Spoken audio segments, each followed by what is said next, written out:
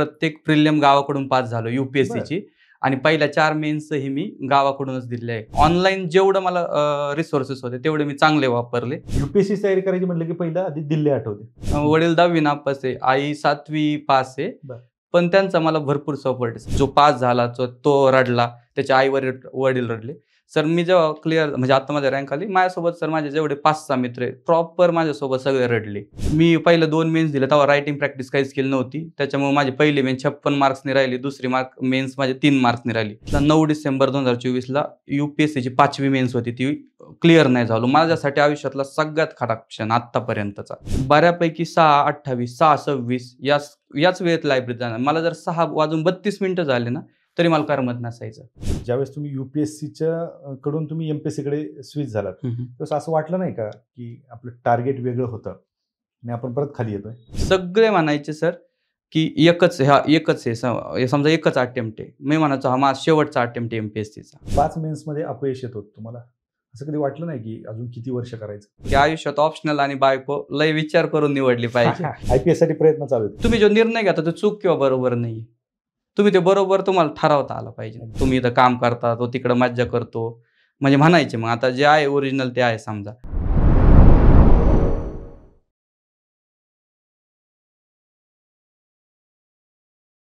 नमस्कार, मी किरण निंबोरे, वास्तव कट्ट्यावरती आपल्या सर्वांचं स्वागत. राज्यसेवा 2024चा नुकताच रिझल्ट लागला. रिझल्ट नाही म्हणता येणार त्याला, नुकतीच निवड यादी जाहीर झाली आणि त्या निवड यादीमध्ये 17व्या क्रमांकाने ज्यांची निवड झाली असे गणेश तमनार सर आपल्यासोबत आहेत. सर वास्तव कट्ट्यावरती खूप खूप स्वागत.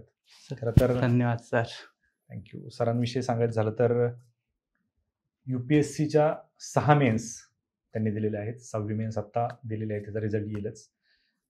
2 UPSCचे इंटरव्ह्यू देखील दिलेले आहेत आणि आज जो रिझल्ट लागला किंवा जी निवड यादी प्रसिद्ध झाली, ती जी जाहिरात होती ती त्यांची पहिली MPSCची परीक्षा, पहिलीच पूर्वपरीक्षा, पहिलीच मुख्य परीक्षा, पहिलाच इंटरव्ह्यू आणि 17वा क्रमांक आहे.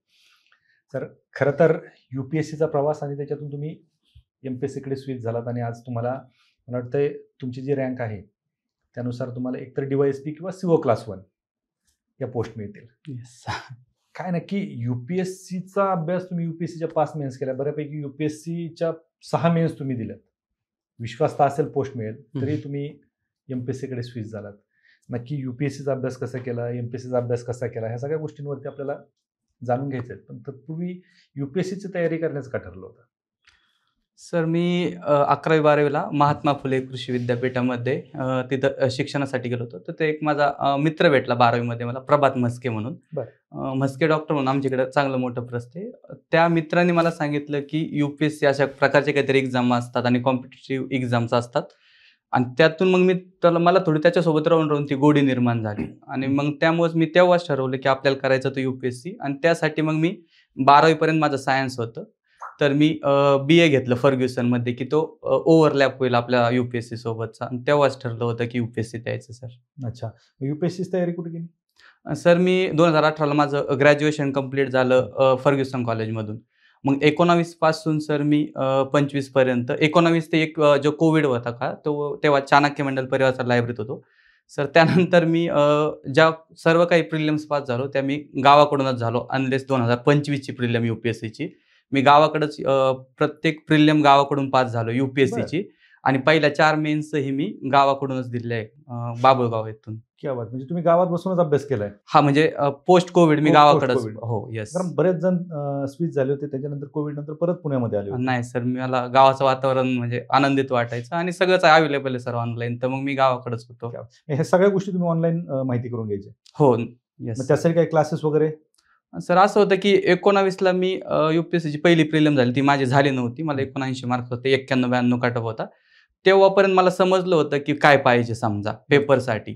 आणि 20मध्ये तो कोविडच आला, ती एक्झामच पुढे गेली आणि गावी होतो. मग ऑनलाईन जेवढं मला रिसोर्सेस होते तेवढे मी चांगले वापरले आणि गावाकडे मला हा फरक जाणवला की मला माझा टाइम स्वतःचा जास्त राहतो माझ्यासाठी किंवा घरचं वातावरण पण तसं होतं. तर मग मी त्या दृष्टिकोनातून तिकडंच थांबण्याचा निर्णय घेतला आणि तिकडूनच मेन्स पण दिलेले आहेत सर. क्या बात, म्हणजे गावाकडे राहून UPSCच्या मेन्स देणं, येस सर, ही सोपी गोष्ट नाही. कारण UPSCची तयारी करायची म्हटलं की पहिलं आधी दिल्ली आठवते. येस. म्हणजे दिल्लीला जाणारे भरपूर विद्यार्थी आहेत आणि दिल्लीमध्ये तुम्हाला माहिती आहे परिस्थिती काय आहे की जसं पुण्यामध्ये MPSC तसं दिल्लीमध्ये UPSC आणि या सगळ्याच्या तुम्ही गावात राहून अभ्यास केला, ही खूप मोठी गोष्ट आहे. त्याच्यात तुम्ही 6 मेन्स दिल्यात. Yes sir. पण आता ह्या सगळ्या गोष्टीवरती आपण परत येऊयात. परंतु ज्यावेळेस तुम्ही ठरवलं की UPSCची तयारी करायची, घरून पाठिंबा होता? हा सर, माझे आई वडील म्हणजे शेतकरीचे. वडील 10वी नापास आहे, आई 7वी पास आहे. बरं. पण त्यांचा मला भरपूर सपोर्ट आहे सर पहिल्यापासूनच. म्हणजे काय मला नाही माहिती समजा कसं असेल ते, कारण मी 10वीत असतानाच वडिलांचा विश्वास जरा मिळवलेला होता. म्हणजे जे असेल ते मग. आणि मी असं आहे की त्यांच्यापासून काही लपवून पण ठेवत नाही शक्यतो. ओके. कारण जर कुठं फिरायला जायचं मित्रांसोबत किंवा कोणत्याही गोष्ट करायची, मी घरी बऱ्यापैकी सांगत असतो आणि ते कधी मला नाही म्हणत नाही. म्हणजे माझे इतक्या म्हणजे मेन्स नाही झाले किंवा इंटरव्ह्यू जवळून ते गावी असतानाच रिझल्ट लागलेले. पण ते एका पण रिझल्ट गेल्यानंतर मला फक्त म्हणजे तू करत राहा निवांत, आम्ही आहे. जर तुला उद्या काही झालं नाही तरी आपली शेती आहे, मी तुला मदत करेल. म्हणजे माझे घरचे खूपच सपोर्टिव्ह होते सर या सगळ्या क्या प्रोसेसमध्ये. क्या बात आहे. आत्ता जो रिझल्ट आला, कारण तुम्ही 6 मेन्स दिल्या, अपेक्षा असणारच अर्थात. त्यांचा सपोर्ट तुम्हाला होता, पण कुठून तरी एक अपेक्षा असते प्रत्येक वेळेस. ते पण आतुरतेने वाट पाहत असतील, हो. कुठेतरी रिझल्ट येईल आणि आपला मुलगा कुठेतरी अधिकारी होईल. ज्या दिवशी रिझल्ट आला त्या दिवशी काय क्षण होते, त्यावेळेस कुठे होते? सर माझा मित्र आहे अभिजित पाखरे म्हणून, जो IRS आहे. आम्ही सोबतच UPSCची तयारी केली. त्याचं लग्न होतं इंदापूरमध्ये आणि आम्ही स्टेजवरच होतो. मला वाटतं 8 वाजून 1 मिनिटं झाला होता. 7:58ला जनरल मेरिट लिस्ट आली होती बरोबर. आणि आम्ही स्टेजवर होतो. आम्ही चेकच करत होतो, पण स्टेजवर गेल्यामुळे मोबाईल बघता येत नव्हता. मग मला अचानक कॉल आला, की "अरे तुझी 17वी रँक आहे." ते मला समजलंच नाही. म्हणलं 17वी रँक आहे. तर मला ते समजायच्या आत माझे मित्र असे आहे की खूपच क्लोज आहे आमच्या घरच्यांचे. पण त्यांनी वडिलांना कॉल पण लगेच केला, की बरं. गणेशचं झालंय म्हणे 17वी रँक आहे. म्हणजे माझं त्यानंतर वडिलांसोबत इतके हे झालं, की पाऊण तास बोलणंच नाही झालं. आईसोबत झालं. ते म्हणे ते देवाला म्हणजे मंदिरात गेलेले. त्यांनी जिथं-जिथं हे केलं होतं आणि आमच्या गावातले 2-3 जरा त्यांना ज्यांनी मदत केली, त्यांना भेटायला गेलेत. म्हणजे ते पहिले देवाकडे गेले आणि नंतर जे देवासमान माणसं आहे समजा गावातले, तिकडे गेले. मग त्यानंतर 1 तासाने आमचं बोलणं झालं आणि ते म्हणजे बोलूच शकत नव्हतो काही. फक्त ते मला भाऊ मानतात. मी त्यांना वडिलांना भाऊच म्हणतो. मला म्हणे, "भाऊ जे आहे ते सगळं फिटलं" म्हणे. आणि तो म्हणजे ते वेगळंच होतं. म्हणजे मला फोनवरच बोलता येत नव्हतं नाही का त्यांच्यासोबत. मी तर पहिल्यांदा रडलो भरपूर. आणि या प्रोसेसमध्ये सर ते म्हणजे त्या क्षणासाठी जितके वर्ष आपण म्हणतो ना याचसाठी केला होता 8 तास. तेच होतं म्हणजे तो क्षण होता मेन. अर्थातच, कारण UPSCच्या 6 मेन्स दिल्या होत्या, त्यातलं फेल्युअर पाहिलं होतं. Yes sir. आणि त्यानंतर हे यश म्हणजे हे खूप मोठं आणि तुमच्या हे पेक्षा ते आई-वडिलांसाठी खूप मोठं होतं. पण लग्नामध्ये स्टेजवर असताना रिझल्ट आला. हो. त्यावेळेस तर सगळे मित्र कंपनी सोबत होते. हो. त्यावेळेस काय म्हणजे नवरा-नवरीला त्या दिवशीच ते गिफ्ट होतं म्हणा, कारण अभिजित सर हे तुमचे चांगले मित्र होते. येस.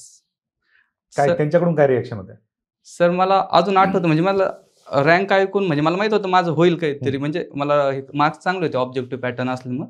पण रँक खूपच चांगला आला म्हणजे कोणालाच अपेक्षित नव्हतं, कारण माझी पहिलीच मेन्स होती. म्हणजे नव्हतंच अपेक्षित. मी माझे मार्क्स मनात धरले होते, की मला म्हणजे आता सांगतो की मला 601 मार्क्स पाहिजे हे धरलं होतं. पण रँक मी कधी धरला नव्हता. रँक ऐकून हे झालं. मी अभिला तिथूनच ओरडला, "अरे अभि 17वी रँक आली." मग मला असं होतं की आता यात समजा याचा इव्हेंट आहे, हा नको डिस्टर्ब करायला आपण. मग मित्रांना घेऊन मी खाली चाललो. तेवढ्यात तो बिचारा त्याचं ते सोडून उठला आणि मला त्याने उचलून घेतलं तिथं आणि परत वर बोलवलं स्टेजवर आणि माईकवर ते सगळं विधी थोडं 2 मिनिटं थांबवलं त्यानं. आणि म्हणजे त्याने सर तिथं लगेच सांगितलं, की असं-असं माझं मित्र एवढं-एवढं गेलं आणि ते सर लयच भावनिक होतं माझे मित्र. कारण तुम्ही आता इतके इंटरव्ह्यू घेतले, हे ऐकलं असेल, की समजा ते जो पास झाला तो रडला, त्याचे आई-वडील रडले. सर मी जेव्हा क्लिअर म्हणजे आता माझी रँक आली, माझ्यासोबत सर माझे जेवढे 5-6 मित्र आहेत, प्रॉपर माझ्यासोबत सगळे रडले. आणि मग मला ते रिअलाइज झालं, की आपण काहीतरी वेगळीच गोष्ट कमावली. कारण त्यांनी माझा प्रवास पाहिलेला आहे. प्रत्येक मेन्स उडवली किंवा नाही क्लिअर झालं, इंटरव्ह्यूतून उडवलं, ते मला भेटायला यायचे. आणि मग ते जेव्हा रडले ना, तेव्हा असं वाटलं काहीतरी सार्थक झालं समजा. ते बाहेर पडतं ना आपल्यातून. ते बरं झालं सर, ते मेंट टू बी होतं नाही का, ते लग्नातच लागणं. ते वेगळाच अनुभव. तुम्ही फक्त पोस्ट नाही कमवली, तुम्ही आधी मित्र कमवले. येस सर, नक्की. त्यांशिवाय नाही सर. तुम्ही एवढ्या ठेचा खाल्ल्या होत्या, त्याच्यामध्ये साथीला तेच होते. येस सर, नक्की. त्याच्यामुळे ते आनंदाश्रू त्यांचे होते. अर्थातच ज्यावेळेस तुम्ही UPSCची तयारी करत होते, आता 6 मेन्स दिल्या. आता डिस्क्रिप्टिव्ह पॅटर्न आला MPSCमध्ये. म्हणजे MPSC आणि UPSC दोन्हीमध्ये काहीच बदल राहिलेला नाही. Yes sir. अर्थात जरी समजा आता काही मागच्या प्रमाणे जर अपयश आलं असतं, तर कदाचित तुम्हाला त्याचा फायदा पुढे झाला असता असं सगळेच म्हणतात. कारण UPSC डिस्क्रिप्टिव्ह पॅटर्न हा UPSCसाठी पुढचे 2-3 वर्ष फायदेशीर ठरेल असं म्हणतात आणि खरं आहे ते. काय सांगाल आता थोडंसं आपण अभ्यासाकडे येऊयात, कारण डिस्क्रिप्टिव्ह पॅटर्न आता नुकतीच जे काही राज्यसेवेची परीक्षा झाली, पूर्वपरीक्षा. या पूर्वपरीक्षेनंतर जे मुख्य परीक्षा येणार ही डिस्क्रिप्टिव्ह पॅटर्नची असेल आणि एवढा दांडगा अनुभव असणारं कोणीच नाही सध्या मार्गदर्शन करणार. येस सो काय आता केलं पाहिजे त्या विद्यार्थ्यांनी डिस्क्रिप्टिव्ह पॅटर्नला सामोरं जाण्यासाठी? सर, मला त्याच्यासाठी दोनच शब्द म्हणजे चांगले वाटतात, की फ्लुइड कॉम्पिटन्स असला पाहिजे प्रत्येक विद्यार्थी, म्हणजे ज्याला मेन्स द्यायची त्याला. कारण ऑब्जेक्टिव्हचं कसं आहे का, आपण एक्सपेक्ट करू शकतो किंवा कोणते प्रश्न किंवा आपलं जे पॉझिटिव्हपणा आहे, स्टॅटिस्टिकल ध्यानात राहतात. सर, रायटिंगला थोडं वेगळं राहतं. तुम्हाला ऑन द स्पॉट 2-3 गोष्टी लिंक करायच्या असतात. कधीच ते असं डायरेक्टली प्रश्न विचारत नाही, की क्लायमेट चेंजचे इम्पॅक्ट काय होतात वगैरे नाही. ते काहीतरी वेगळंच 2 लिंक करणार, क्लायमेट चेंज आणि व्हीट प्रोडक्शन ऑफ इंडिया. ते असं 2 एकत्र करणार. मग त्याला जो फ्लुइड इंटेलिजन्स म्हणतात ना, की तुम्हाला ऑन द स्पॉट शिफ्ट करता आलं पाहिजे. ते बरोबर. सगळ्यात महत्त्वाचं आहे. दुसरी गोष्ट सर, तुम्हाला रायटिंग प्रॅक्टिस. तुम्हाला मी सांगतो, की मी पहिलं 2 मेन्स दिले तेव्हा रायटिंग प्रॅक्टिस काहीच केली नव्हती. त्याच्यामुळे माझी पहिली मेन्स 56 मार्क्सनी राहिली. दुसरी मेन्स माझी 3 मार्क्सनी राहिली. बरं. सर, 2022ची जी मेन्स दिली मी त्यात भरपूर रायटिंग प्रॅक्टिस केली. त्या वर्षी सर मला 772 मार्क्स होते. म्हणजे एकदम चांगले माझ्यासाठी ते चांगले मार्क्स होते. जनरलच्या कट ऑफने मी जनरल कट ऑफच्या पण 48 मार्क्स पुढे होतो क्या बात. त्या वर्षी. ते एकच फरक की रायटिंग प्रॅक्टिस. आणि त्यानंतर सर तिसरं महत्त्वाचं, की तुम्हाला जो सिलेबस आहे त्याच्या बियॉन्ड थोडं जाता आलं पाहिजे आणि काहीतरी एक्स्ट्रा इनोव्हेटिव्ह करण्याची गरज आहे. समजा आता विचारलं, की वॉटरशेड मॅनेजमेंट चं काहीतरी विचारलं, तर तुम्हाला एक केस स्टडी देता आली पाहिजे किंवा इव्हन एक्झाम्पल देता आलं पाहिजे किंवा काहीतरी डायग्राम काढता आली पाहिजे. हे जर 3 गोष्टी जुळून आल्या ना सर, ते बेस्ट होऊन जातं म्हणून. बरोबर. पण मग ह्या गोष्टी करण्यासाठी तुमचं शेड्यूल काय? कारण तुम्ही चुकांमधून सुधरत गेलात. Yes sir. पहिली मेन्स तुमची काय गेली? तर कारण तुम्ही रायटिंगची रायटिंगची प्रॅक्टिस नव्हती आणि रायटिंगची प्रॅक्टिस ज्यावेळेस तुम्हाला कळलं, तुम्ही तुमच्या चुकातून सुधरत गेला. Yes, yes, yes, yes. बरोबर. म्हणून ती इम्प्रूव्हमेंट होती. कशा पद्धतीने नियोजन असायचं या सगळ्या गोष्टींचं? अभ्यासाचं नियोजन? सर, माझं आता मी तुम्हाला सांगतो, की माझ्या ज्या UPSCच्या मेन्स झाल्या त्याचं वेगळंच नियोजन राहायचं, कारण गावाकडे राहायचो. बरोबर. पण जे सगळ्यात महत्त्वाचा बदल मी केला माझ्या लाईफमध्ये किंवा काय, माझं 2024ला 9 डिसेंबर 2024ला UPSCची 5वी मेन्स होती. ती क्लिअर नाही झालो. माझ्यासाठी आयुष्यातला सगळ्यात खराब क्षण आत्तापर्यंतचा. कारण मला असं होतं, की यावर्षी मला पोस्ट भेटणार आहे UPSCतून आणि ती मेन्सच उडवली समजा. मग त्यानंतर मी असं ठरवलं, की MPSCची मेन्स द्यायची आपल्याला. मग ते जे शेड्यूल होतं ना सर, ते मी तुम्हाला आत्ता सांगतो समजा Yes. शेड्यूलचं आलं. मला असं होतं, की सर मी रोज म्हणजे त्या 6 महिने रोज सकाळी 5लाच उठणार. बरं. मग मी झोपू किती वाजता? 12ला झोपू, 1 वाजता झोपू. 5ला उठलो तर माझं एकच टार्गेट, की लायब्ररीत मला पहिलं जायचंय आणि पहिलं जायचं तर मला 6:30च्या आधी जायचंय. मग मी बऱ्यापैकी 6:28, 6:26 याच वेळेत लायब्ररीत जाणार. मला जर 6:32 झाले ना, तरी मला करमत नसायचं. मग 6:32, 6:30 पासून जनरली 4 ते 5 महिने हे शेड्यूल होतं. 6:30ला गेलं तर मग जेवणापर्यंत मी जोरापैकी 5-6 तास आणि माझं स्टॉपवॉच असायचं. माझी एक डायरी असायची. मी तुम्हाला ते दाखवू शकतो, आहे माझ्याकडं. आणि त्यात मग जेवणापर्यंत ते 5-6 तास.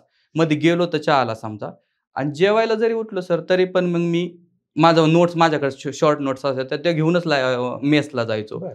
म्हणजे इव्हन मला 2-3 ठिकाणी मला वेटर किंवा मालक हॉटेलवाले बोललेले पण आहे. कारण ती गर्दी असायची आणि मी माझ्या वाचनात गुंग असायचं. म्हणजे बरं. भरपूर आहे तिथं ज्ञानप्रबोधिनीपाशी. हो. मला बोललेले. मला तेव्हा म्हणजे असं होतं, की मी त्यात पूर्ण हरपून गेलो होतो ते 5-6 महिने.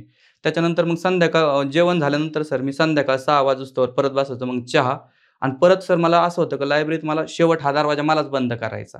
बरं. मीच उघडणार दरवाजा सकाळी 6:30ला आणि मलाच 11 वाजता बंद करायचं. हे माझं टार्गेटच असायचं. क्या मग बात आहे.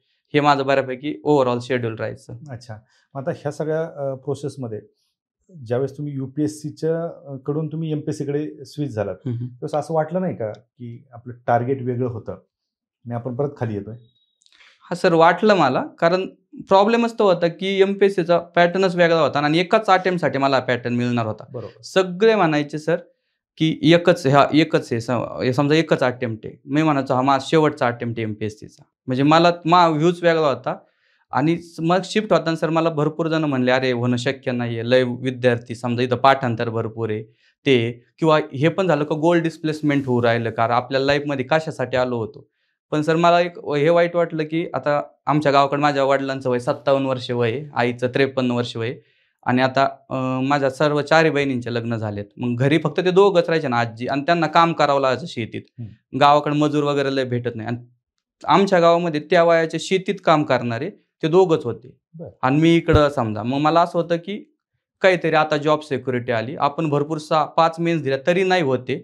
काहीतरी आपल्याला वेगळं करणं का जेणेकरून त्यांना बरं होईल.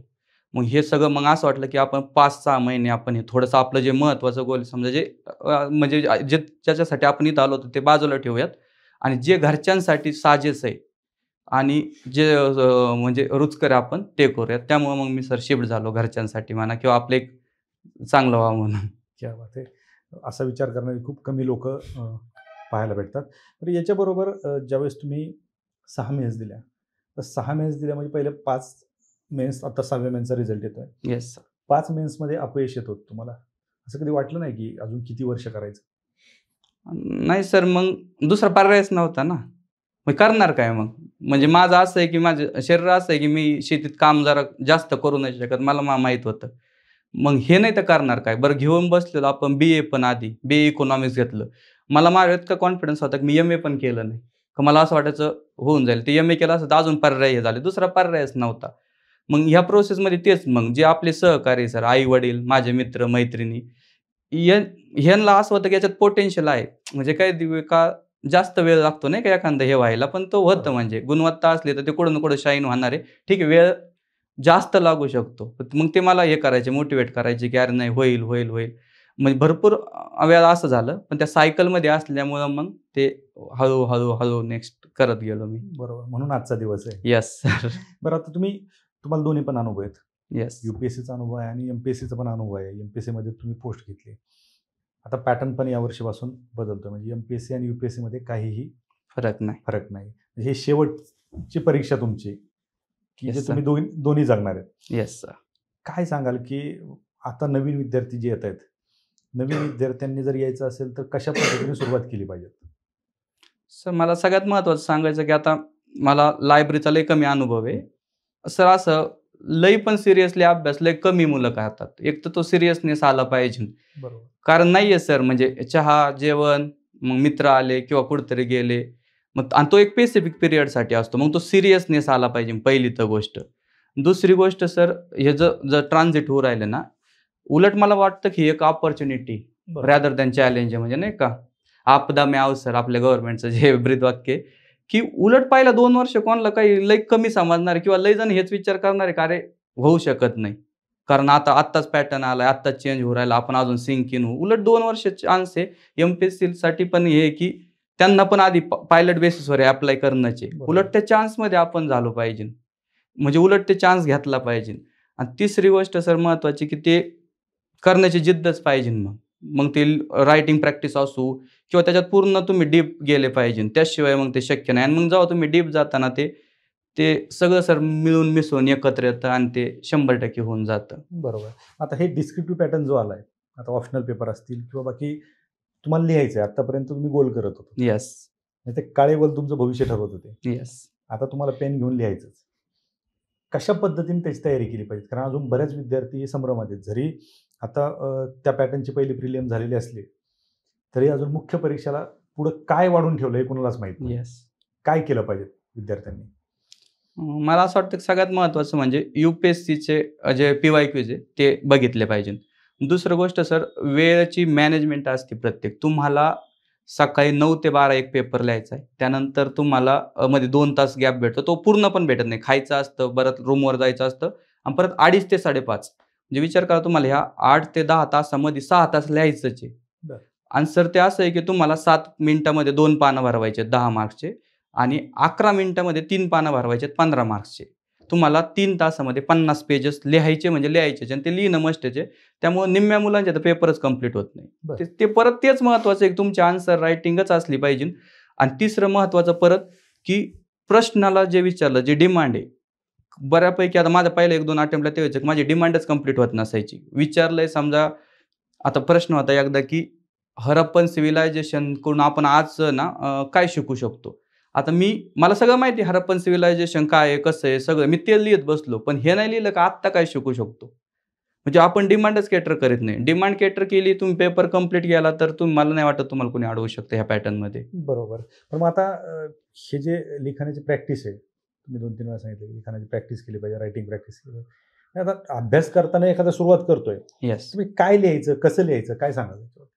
मला असं वाटतं, की पहिलं तर जे टॉपर्सचे ना PYQs असतात ना, ते चेक करीत राहायला पाहिजे, की यांनी काय लिहिलं होतं. मग काय होतं, ते हळू आपल्या मेंदूमध्ये येतं, हळू सिंक इन होतं. समजा आपल्यात की ते काय लिहित होते. ही पहिली फेज समजा का हे. मग दुसरी फेज अशी, की एक महिन्याभराने की तो प्रश्न वाचायचा. आपण ब्रेनस्टॉर्म करायचं, का आपण काय लिहिलं असतं आणि त्याचं आयडियल उत्तर काय? हे दोन्ही मॅच करायचं. ओके. आणि तिसरी प्रॅक्टिस म्हणजे सर डेली समजा एक प्रश्न लिहिलं किंवा 2 प्रश्न असे भरपूर ऑनलाईन हे प्लॅटफॉर्म्स आहे का त्याच्यावर डेली आन्सर रायटिंग होतं, जे मी पण लावलेलं आहे समजा. ओके. मग तिसरं याच्यात की मग हळू तसं लिहिणं आणि सगळ्यात फायनली म्हणजे की मग तुम्ही ते सिम्युलेटर्स लिहिणं, जेव्हा पेपर जवळ येतील तेव्हा, की दिवसाला 2 पेपर लिहून पाहणं, नाही का? किंवा ह्यावेळेस तर सर मी असं केलं होतं, की UPSC सलग 3 दिवस 5 पेपर लिहून घेते पहिल्या ह्याच्यात. बरं. ह्यावेळेस सर मी सलग 5 दिवस 10 पेपर लिहिले होते. ते 3 दिवस घेतात ना लिहून, हो. तर मी 5 दिवस सलग लिहून पाहू आपलं किती कॉन्फिडन्स. असं थोडं वेगळं केलं पाहिजे असं वाटतं मला. अच्छा. आता याच्यासाठी ठीक आहे, टॉपरचे क्वेश्चन पेपर असतील किंवा प्रिव्हियस इयर क्वेश्चन पेपर असतील, टॉपरच्या आन्सर शीट. याच्या व्यतिरिक्त काय अभ्यास साहित्य असतं? हो सर. मग आता ते असं आहे, की तुमच्या याच्यानुसार ठरतं, की तुमचं ऑप्शनल काय? ऑप्शनलचे तर भरपूर क्लासेस आहे. प्रत्येकाचा एक बेसिक सिलेबस असतो आणि रेफरन्स बुक असतात. ते त्याच्यानुसार तयार केलं पाहिजे आणि ते मला असं वाटतं, की ऑप्शनलच UPSC तुमचं सगळं भवितव्य ऑप्शनल ठरवतो. तो कसा निवडायचा?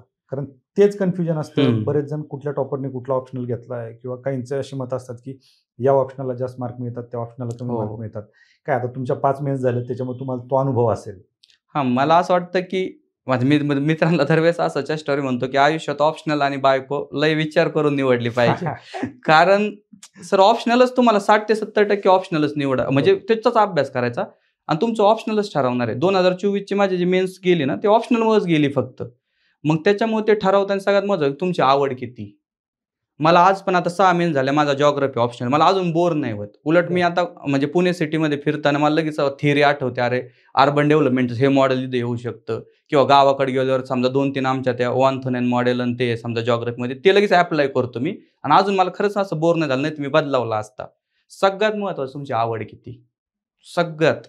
का तुम्ही त्याला दिवसाचे 12 तास वाचले तरी पण तुम्हाला बोर नाही झालं पाहिजे आणि मी ते केलं तर मला उलट ते ॲप्लाइड बेस करता येईल. हे सगळ्यात महत्त्वाचं. दुसरं महत्त्वाचं त्याचं की त्या रिसोर्सेस किंवा तुम्ही त्याची तयारी कशी करणार. समजा एखादा भरपूर भयानक ऑप्शनल घ्यायचा, समजा महाराष्ट्रात राहून तामिळ लिटरेचर घ्यायचं. मग त्याचा उपयोग नाही समजा, नाही का? मग उगाच ते इलॉजिकल आहे. आणि तिसरं म्हणजे अजून समजा आपला ग्रुप किंवा आपल्याला ते शिक्षक भेटतील, त्याच्यावर मला असं वाटतं की ह्या 3 गोष्टी, पण त्याच्यात सगळ्यात महत्त्वाचं तुमचा इंटरेस्ट. बरोबर. कारण भरपूर आहे सर. मग ते म्हणजे हिस्ट्रीला पण काहींना 300 पडतात आणि काहींना 200च पडतात. असं नाही म्हणू शकत का, नाही का? हे होतंय. ते तुमच्यावर आहे, तुम्ही कसं लिहिता. बरोबर. तुमची आवड कशात आहे हे महत्त्वाचं आहे. सगळ्यात महत्त्वाचं. फक्त याला मार्क जास्त मिळतात आणि त्याला मार्क कमी मिळतात असं म्हणून नाही होत. उपयोग नाही, असा याचा अर्थ असा येस, समजायचा. Yes, sir. बरं, आता सगळ्यात महत्त्वाचा तिसरा टप्पा पण असतो याच्यामध्ये, तुमची मुलाखत, येस. इंटरव्ह्यू. आणि 275 मार्कचा असतो. कारण ते तुमची पोस्ट बदलू शकतात. येस. किंवा तुम्हाला इन पण करू शकता, आउट पण करू शकता. कशा पद्धतीने तयार केली? कारण तुम्ही UPSCचे 2 इंटरव्ह्यू दिलेले आहेत आणि आता या पॅटर्नमध्ये पुढचा जो पॅटर्न आहे याच्यामध्ये MPSCला पण 275 मार्कचा इंटरव्ह्यू आहे. येस. कशा पद्धतीने तयारी केली पाहिजे? सर इंटरव्ह्यूचं असं आहे की सगळ्यात महत्त्वाचं सर तुमचा कॉन्फिडन्स. आता मी 2022ला इंटरव्ह्यूला गेलो. म्हणजे आपल्याला एक तर असं असतं की आपण मराठी किंवा एक तर मराठी आपली एकदम चांगली राहते, तर मराठीचं हे नाही होत. म्हणजे ट्रान्सलेटर असतात पण ते नीट कम्युनिकेशन होत नाही. दुसरं आपली हिंदी पण तितकी परफेक्ट नाही का हिंदी मीडियम निवडावं आणि इंग्लिश तर आपलं मग म्हणजे कॉन्फिडन्स नाही राहत. बरोबर. आपलं इथं सगळ्यात महत्त्वाचा प्रॉब्लेम हा होतो का भाषेचा. ते MPSCमध्ये होणार नाही कारण मराठीच भाषा असणार आहे. दुसरे असं एक सर तुम्ही आपला एक ऑफिसर ॲटिट्यूड राहतो प्रत्येकामध्ये आणि एक कॉन्फिडन्स असतो. ह्यावेळेस MPSCच्या याला मी तेच केलं होतं की कॉन्फिडन्स ठेवायचा. म्हणजे आता ते पण म्हणजे मी तेच आता ह्याच पॉडकास्टमध्ये ते शिवान जागडे सरांचं ऐकलं, ते पण माणसाचे. म्हणजे असं काय वेगळं करणार आहे? आता समजा तुम्ही माझी मुलाखत घेऊ राहिले. काय विचारून म्हणजे जे आपलं जे खरं आहे ते सगळं नीट सांगायचं. ते उलट मी म्हणतो जे म्हणजे नाही का मनातून मनापर्यंत पोहोचलं का सगळं मिटतं. मग तुमचे कपडे कसे म्हणजे थोडं सोफिस्टिकेटेड असावं पण तुम्ही कसे दिसता, काय होता, सगळ्यात महत्त्वाचं तुम्हाला संवाद नीट साधता आला पाहिजे आणि जे खरं आहे ते, बरोबर. म्हणजे असं न डगमगता जे आहे बाबा मी असं आहे आणि मला वाटतं मी असं आहे, तुम्ही म्हणजे नाही का आपण वर त्यांना दाखवून दिलं पाहिजे. तो ऑफिसर ॲटिट्यूड आणि कॉन्फिडन्स आणि तिसरं आहे ना, तिथं ते अवेअरनेस पाहिजे त्या मोमेंटचा. बरोबर. म्हणजे एखाद्या वेळेस सर ते एका रिप्लाय म्हणजे एका उत्तरावर नसते तुम्हाला जज करून पूर्ण मोकळे झालेले असतात. असं मला वाटतं, की मी 2022च्या इंटरव्ह्यूला होतो. श्री आर्यन चौबे सरांचं पॅनल होतं आणि तेव्हा कोविडमध्ये मास्क घालायला लावायचे. तर मला म्हणे गेल्या-गेल्याच म्हणे, की तुम्हाला म्हणजे कोविडचे काही लक्षण नसले तर मास्क काढा आणि टेबलवर ठेवा. तर मग मी तो मास्क काढला आणि टेबलवर ठेवला समजा. माझा सगळा इंटरव्ह्यू झाला. 25-30 मिनिट इंटरव्ह्यू झाला आणि सर ह्या सगळ्या प्रोसेसमध्ये मी विसरलो, की मी मास्क ठेवलेला आहे. बरं. म्हणजे नाही का आणि हे एक ठीक आहे म्हणजे आपल्यासाठी छोटी गोष्ट असणार काय मास्क ते फक्त मास्क तर विसरला ना तो. पण त्यांच्यासाठी असं आहे की याच्या हातात उद्या जिल्हा जाणार आहे. तुम्हाला इथलचा अवेअरनेस पाहिजे सिच्युएशनल बरोबर. आणि त्याला पण उत्तर असतं समजा ते मी उठलो, मी थँक यू म्हणलो त्यांना. अरे सर तुम्ही काहीतरी विसरता इंग्लिशमधूनच म्हणले यू आर फॉरगेटिंग समथिंग. तरी पण मला ते समजलं नाही समजा. मग तेच म्हणले तुमचा मास्क राहिला. मग ते थोडंसं निगेटिव्ह आता मी त्यांना थँक यू आधी सॉरी म्हणणार, मग थँक यू म्हणणार. याच्यात जर मग मी सिच्युएशनली अवेअरनेसनी समजा आता मी तेव्हा सॉरी म्हणलो सर आणि मी परत थँक यू म्हणलो आणि मी निघून आलो. आता त्याच्यामुळे मला ते कदाचित मार्क कमी असेल. पण याच्यात जर मी सिच्युएशनल अवेअरनेस जे म्हणतो, याच्यात जर मी असं उत्तर दिलं असतं, "सर मी आपल्या संवादात इतका गुंतलेलो होतो, मला दुसऱ्या गोष्टीचं भानच राहिलं नाही." ती गौण आहे गोष्ट मास्क राहणं, पण तुम्ही त्या मूव्हमेंटला कसं टॅकल केलं? ते मला वाटतं मला तेव्हा ते चांगले मार्क्स असते. तर सिच्युएशनल अवेअरनेस हा तिसरा महत्त्वाचा मुद्दा. अच्छा. आता हे इंटरव्ह्यूची जी काही तयारी असते, आता बऱ्यापैकी आपण राज्यसेवा आणि यू-पी-एस-सी जर पाहिलं, एम-पी-एस-सी आणि यू-पी-एस-सी. तर एम-पी-एस-सीचे विद्यार्थी बऱ्यापैकी मेन्स झाल्याच्या नंतर इंटरव्ह्यूची तयारी करतात. येस. यू-पी-एस-सीचा तर एवढा मोठा इंटरव्ह्यू असतो, 275 मार्कचा इंटरव्ह्यू असतो. मग सुरुवातीपासूनचा अभ्यास त्याला कामाला येतो का अशी स्पेसिफिक काही स्पेशल तयारी करावी लागते? सर असं आहे का तुमचं जे कॅरेक्टर आहे समजा, त्याचा खूप महत्त्वाचा रोल आहे सर त्याच्यात. कारण ते कळतं बोलण्यातून समजा. आता मला जर कोणीतरी म्हणलं, की पहिलीच्या मुलांना ॲडमिशन द्यायचं तुम्ही इंटरव्ह्यू घ्या. ते 2 मिनिटं बोलले तरी मला समजणार आहे. मग त्यांचं वय इतकं आहे, की ते आपल्याला पहिल्या 5 मिनिटात जज करणार आहे. त्याच्यामुळे ते आणि माणसाचा स्वभाव गुण आहे सर, की तुम्ही किती म्हणजे आर्टिफिशियल स्वभाव आणा. 5 मिनिटांनी तुम्ही त्या बोलण्याच्या ओघात परत आहे तसेच. आता माझा लय अनुभव आहे इंटरव्ह्यू मी आता 2 तिकडे दिले, 1 इकडे दिला. तुम्ही पहिल्यांदा किती चांगलं बोला, हे करा. पण ते बोलण्यात तुम्हाला इतकं गुंतवतात, की तुमचा नॅचरल स्वभाव बाहेर येतो. पहिलं तर मग तुमचा स्वभाव किंवा जे कॅरेक्टर ते बिल्ड करणं. दुसरं आहे सर स्पेसिफिक अभ्यास पण आहे. आता समजा माझी हॉबी मूव्हीज आहे. ठीक आहे मग ते एक तर असं स्पेसिफिक त्यांनी ठरवून दिलं नाही काय हॉबीज आहे. एक तर तुम्हीच मूव्हीज सांगता. आणि उद्या जर मला माननीय दादासाहेब फाळकेंचंच माहीत नसलं काही, तर काहीच उपयोग नाही ना मग तुमचं हॉबी असून. मग ते तसा स्पेसिफिक अभ्यास असतो. आणि तिसरं मग परत मग तेच की तुम्ही मॉकमध्ये जाणं, तिथून ते इम्प्रूव्हमेंट करत फायनल डेला त्या डेला मग नीट वागणं. ह्या 3 महत्त्वाच्या गोष्टी. स्पेसिफिक अभ्यास पण आहे. पण असं नाही होत का मेन झाल्यावरच इंटरव्ह्यूचा अभ्यास सुरू होणार आहे. तुम्हाला ते पहिल्या दिवसापासून तुमच्या कॅरेक्टरवर काम करावं लागेल. ते महत्त्वाचं आहे. म्हणजे ते लाँग टर्म प्रोसेस तुम्ही त्या 2 महिन्यात करू शकत नाही. बरोबर. आता ह्या सगळ्या प्रोसेसमध्ये आता एवढ्या वर्षाचा तुमचा अनुभव आहे. सगळ्या प्रोसेसमध्ये अभ्यास करताना कुठल्या अडचणी असतात? सर सगळ्यात मला असं वाटतं ह्या जगात जर म्हणजे सगळ्यात भयानक टास्क असेल ना, तर ते अभ्यास करणे. कारण फिजिकल काम सर मला असं सांगितलं एका जणाने, की हे दगडं फक्त एकदम तिकडं उचलून ठेव.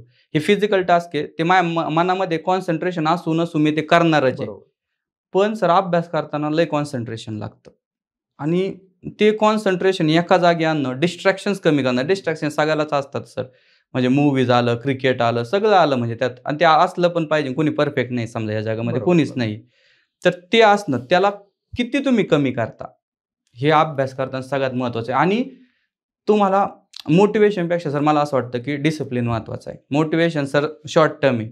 डिसिप्लिन लाँग टर्म आहे. बरोबर. मी तुम्हाला सांगतो ना, मी एम-पी-एस-सीच्या मला म्हणजे पहिल्याच्या आत इतका चांगला रँक आला, की माझं डिसिप्लिन होतं सर. 6:30 ते रात्री 11 मला ना मी तुम्हाला म्हणतो मी माझ्या वडिलांशी दिवसातून 2दा बोलायचो समजा आधी. बरं. ह्याच्या मेन्स मी याला तयारीला लावलं. मी 3-3, 4-4 दिवस सर फोनच करायचो नाही. माझा फोन स्विच ऑफ राहायचे. ते फक्त डिसिप्लिन. आता हे जर मोटिव्हेशन नाही असतं, तर पहिला 5-10 दिवस मी लय भारी अभ्यास केला असता. पण डिसिप्लिन होता आणि तुम्हाला त्या गोष्टीची जाण पाहिजे. म्हणजे नाही का अरे काहीतरी करायचंय मग याला टॅकल करण्यासाठी ते आपोआप जाण येते का आता हे पोरं 10 पोरं माझ्यासोबत अभ्यास करतात. अरे हे पण तेच करतात मी पण तेच करतोय. मग आपल्याला यांच्यापेक्षा काय वेगळं पाडणार आहे? तर आपला डिसिप्लिन हे जर 12 तास बसते तर मला 12.5 तास तरी बसायचं. माझं असतं मग ते. नाही का आपल्याला हे करणंच आहे. हे सगळ्यात महत्त्वाचं अभ्यास करण्यासाठी, टॅकल करण्यासाठी ह्या गोष्टी महत्त्वाच्या आहेत सर. अगदी बरोबर. काय जे UPSCची तयारी तुम्ही करत होतात, 6 महिने दिल्या. कुठली पोस्ट अपेक्षित होती UPSCतून? सर माझ्यासाठी 2 म्हणजे एक तर प्रत्येकाचं असतं की कलेक्टर बनायचं, बरोबर. IAS, आणि दुसरं IPSसाठी पण मला सर आवडायचं. हं. कारण मला असं आहे की सर मला असं सोसायटीतल्या ना व्हल्नरेबल सेक्शन्स सोबत जरा हे झालं की मला जास्तच दुःख होतं. समजा आता काहीतरी मॉब लिंचिंगचं काहीतरी बातमी आली किंवा काही दुसरं आलं की मला ते त्याच्यात असं थोडं हे मग माझं इतकं इमोशनली अटॅच आहे. जर प्रिलिम्स एक 15-20 दिवसावर असलं ना अशी काही बातमी आली, तर मला ती मी बघूच शकत नाही ती. कारण मग मला माहिती मी तर माझं त्याच्यात 2 तास जाणार आहे. अरे कसं झालं? कारण काय होतं? त्याच्यामुळं मग मला असं वाटतं का IPS किंवा म्हणजे IAS तर आहेच प्रत्येकाचं, पण किंवा IPSमध्ये पण मग सर मला आवडलं असतं. आता ती प्रोसेस चालू आहे समजा. अच्छा. आणि इकडे राज्यसेवेमध्ये? मध्ये सर माझी तर पहिली प्रेफरन्स DYSPच होतं. तेच कारण होतं, ओके. की ज्या क्रिटिकल पिरियडमध्ये मला काम करायला आवडतं. म्हणजे मी नंतर त्या पोस्ट ॲड झाल्या ना, त्या माझ्या डायरीवर लिहून ठेवलं होतं, की एवढं-एवढं करायचं आहे आपल्याला, ह्या 2 जागा आहे समजा नाही का. हं. मग तिथंच आवडलं असतं क्या ते बात काम आहे. करायला. कदाचित तुमच्या आवडीची पोस्ट तुम्हाला मिळेल देखील. नक्की सर. मग आता IPSसाठी प्रयत्न चालू आहेत का? Yes sir. मी आता मेन्स दिलेली आहे. त्याचा रिझल्ट पेंडिंग आहे समजा UPSCची 2025ची माझी मेन्स दिलेली आणि ते म्हणजे खूपच ते सांगायचं झालं, की 2025ची जी UPSCची प्रिलिम्स होती ती 25 मेला होती हं. आणि MPSCची मेन्स नेमकं पुढं गेली होती. ती 27 मेला होती. मी लय जणांना भेटलो. तुम्ही जे म्हणता गोल डिस्प्लेसमेंट करताना तुम्हाला त्रास नाही झाला का? सर तो पिरियड मला डिसिजन घेणं सगळ्यात भयानक होता, की आत्तापर्यंत UPSC करत होतो. बरं UPSCचा समजा मी अटेम्प्ट नाही दिला, MPSC फोकस करतोय तर. परत वर्षभर करायचं काय? ही तर मेन्स लगेच 29 मेला संपत्ती. मग वर्षभर करायचं काय? तर मग मी माझा मित्र-मैत्रिणी सगळ्यांनी मिळून किंवा मग असा निर्णय घेतला, की मी याच्या आधी 5 प्रिलिम्स दिले, क्लिअर झालेल्या UPSCच्या, ही होईल. मी आदल्या दिवशी पण सर मराठी, इंग्लिश याचं MPSCचंच करत होतो. 25 मेला. 25 मेला तसंच गेलो आणि ती पास झालो. पण त्यानंतर मला लय सायकॉलॉजिकल ट्रेस झाला सर. कारण CSAT UPSCचा भयानक अवघड होता 25चा. हं. पण मग मला असं होतं, की आता याच्यात फसून चालणार नाही. मग मला असं होतं काहीतरी एक्स्ट्रा करावं लागेल. मग मी 6:30ला परत पेपर देऊन त्याच 25 तारखेला लायब्ररीत आलो आणि परत मराठी, इंग्लिशचा ग्रामरचा पेपर सोडवला. बरं. का तो फ्लो नको तुटायला परत. बरोबर. आणि दुसऱ्या दिवशी तर मग मी परत त्या MPSCच्या रुळावर गेलो, की हळू परत त्याच्यात. क्या बात आहे. एवढं सोपं नव्हतं हे. नाही सर, हे डिसिजन मला तेव्हा अजून एक सांगायचं, की तेव्हा असं कळलं, की म्हणजे तुम्ही जो निर्णय घेता तो चूक किंवा बरोबर नाहीये. तुम्ही ते बरोबर तुम्हाला ठरवता आलं पाहिजे. एक्झॅक्टली. मला आता असं आहे, की तेव्हा माझी UPSCची प्रिलिम गेली असती आणि MPSC मेन्सला कमी मार्क आले असते. मला सगळ्यांनीच नावं ठेवले असते. बरोबर. अरे 2 दगडावर पाय ठेवतोय. नाही का म्हणजे तू गरज नव्हती हेच नीट करायचं. कारण मला लय जण म्हणले होते, "सर तुम्ही दोन्ही नका करू. होत नाही कधी दोन्ही पण." पण आता तेव्हा चुकला असता तर तो निर्णय मग सगळाच खराब होता. आता मला मार्क्स आले तर तो निर्णय बरोबर ठरला. याचा अर्थ काय तुम्ही निर्णय घ्या आणि ते बरोबर आणण्याची कुवत ठेवा. एक्झॅक्टली. निर्णय काय घेताय हे महत्त्वाचं हे नाही आहे. तुम्हाला तो ते निर्णय बरोबर आणता आलं आणायचा. पाहिजे. हो. अगदी बरोबर. या सगळ्या गोष्टी होत असताना आपण बऱ्याच गोष्टी डिस्कस केल्या. तुम्ही ज्यावेळेस मी बऱ्याच वेळा 6 मेन्स उल्लेख केला.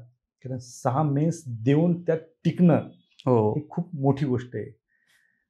कुटुंबाची साथ होती. Yes sir. अर्थात अपेक्षाही असतील, की भरपूर. यावेळेस नाही पुढच्या वेळेस, यावेळेस Yes. नाही पुढच्या वेळेस. पण अधिकारी होणार ह्या अपेक्षेने वाट पाहत असतील.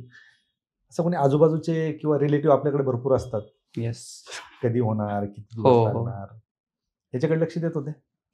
असं होतं की आमच्या गावातले ना आता 2-3 मी आवर्जून नाव घेईल, की आमचे एक अण्णा पाटोळे म्हणून आहे. ते एक झालं किंवा शेळके सर म्हणून. ते वडिलांना कायम साथ द्यायचे. इव्हन असं असे पण आहे, की माझा जेव्हा सेकंड इंटरव्ह्यू गेला, तर त्यातले दोघंही माणसं माझ्यासोबतच होते रिझल्ट लागताना. ते दोघं रडलेले आहेत सर.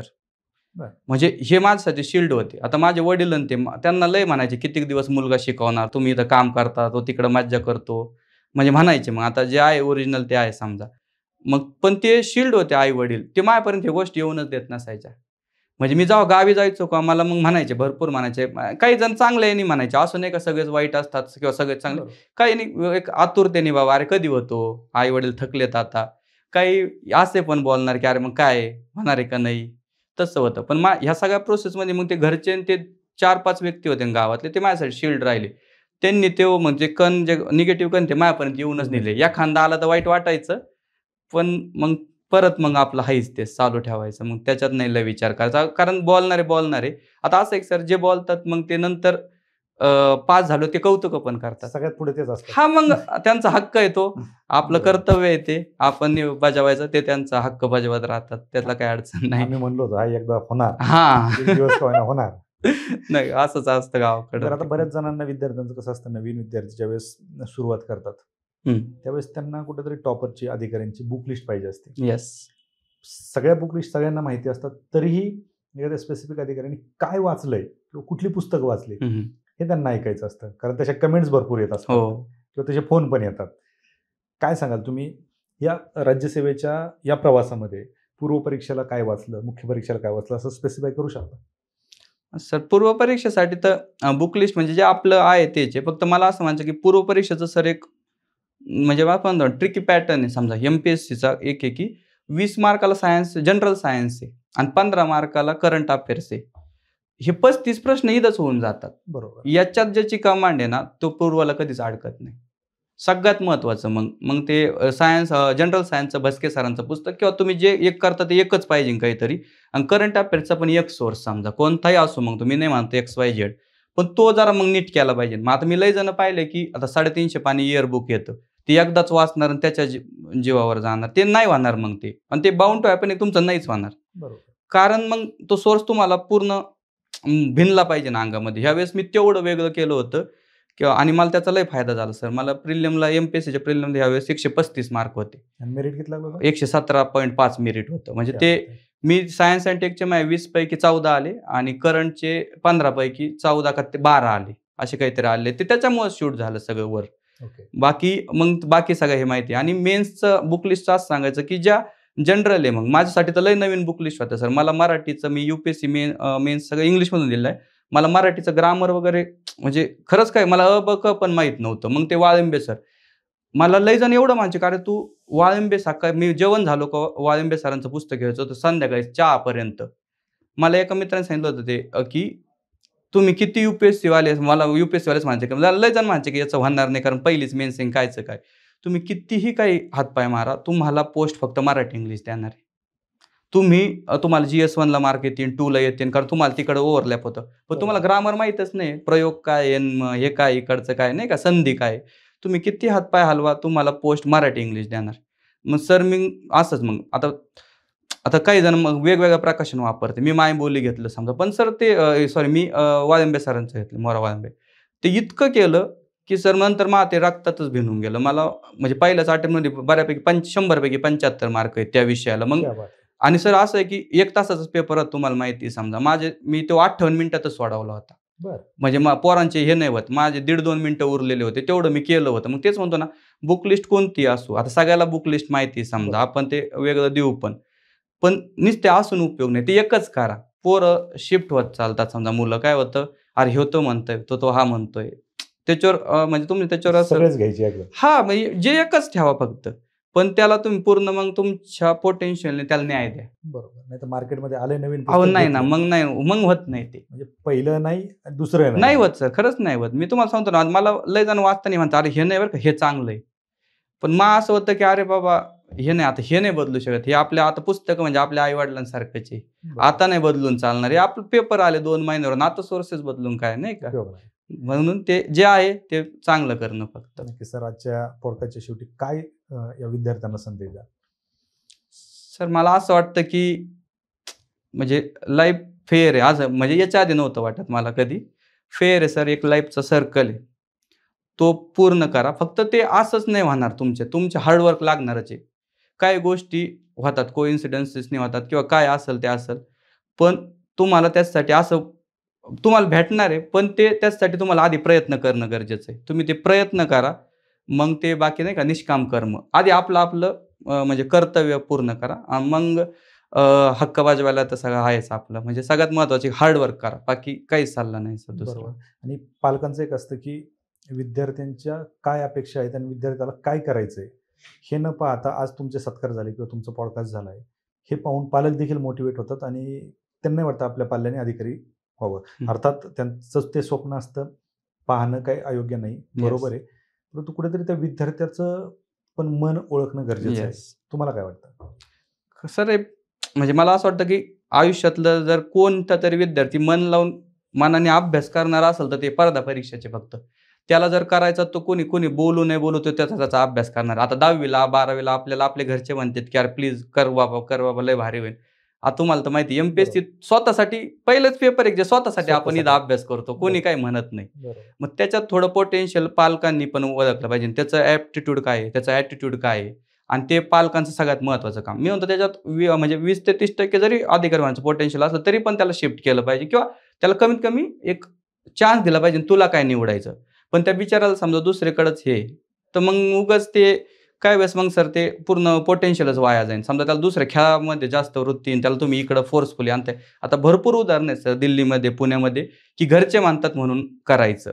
पण त्याचं मनच नाही ना सर आणि अनलेस तुमचं मन नाहीये, अभ्यास करणं भयानक अवघड आहे. तुमचं मनच पाहिजे तिथं तर होईल. त्याच्यामुळे माझा हाच संदेश आहे, की त्याचं आधी मनातलं ओळखा. त्याच्या मनाप्रमाणे होऊन द्या आणि त्याच्या मनात जर स्पर्धा परीक्षा असेल, तर त्याला तुमचे सगळे रिसोर्सेस वापरा आणि तुमचा सगळा सपोर्ट द्या. शेवटी मग कोळशाचा मग हिरा व्हायला वेळ नाही लागणार सर. नक्कीच. अर्थात जसं तुम्हाला कुटुंबाची साथ होती आणि मित्रांची साथ होती. येस, त्याच्यामुळे कदाचित तुम्हाला यश लवकर मिळालं असेल. येस. त्याच्यामुळे त्या पालकांनी पण तो विचार करणं गरजेचं आहे आणि त्या पाल्यांनी देखील तो विचार करणं गरजेचं आहे. खरं तर आजच्या तुमच्या या पॉडकास्टमधून खरं तर प्रत्येक वेळेस स्ट्रगल हे प्रत्येकाचं असतं. येस, कोणाचं अभ्यासाचं असेल, कोणाचं आर्थिक असेल, कोणाचं मानसिक असेल, कोणाचं शारीरिक असेल. येस. प्रत्येकाचं स्ट्रगल चालू असतं. परंतु तुमच्या UPSCच्या 6 महिन्स नंतर तुम्ही स्टेबल राहून राज्यसेवा दिली आणि पहिल्याच अटेम्प्टमध्ये तुम्ही यश मिळवलं. ही खूप मोठी गोष्ट आहे आणि एक विद्यार्थ्यांसाठी एक आदर्श निर्माण होऊ शकतो. कारण आत्ता डिस्क्रिप्टिव्ह पॅटर्न आहे येस. आणि त्याच्यासाठी खरं तुम्ही बहुमूल्य असं मार्गदर्शन केलं या पॉडकास्टच्या माध्यमातून. त्याबद्दल आपलं खूप खूप आभार आणि वास्तव कट्टेवरती आलात आणि मनसोक्त गप्पा मारल्या त्याबद्दल खूप खूप धन्यवाद. Thank you sir. Thank you. धन्यवाद.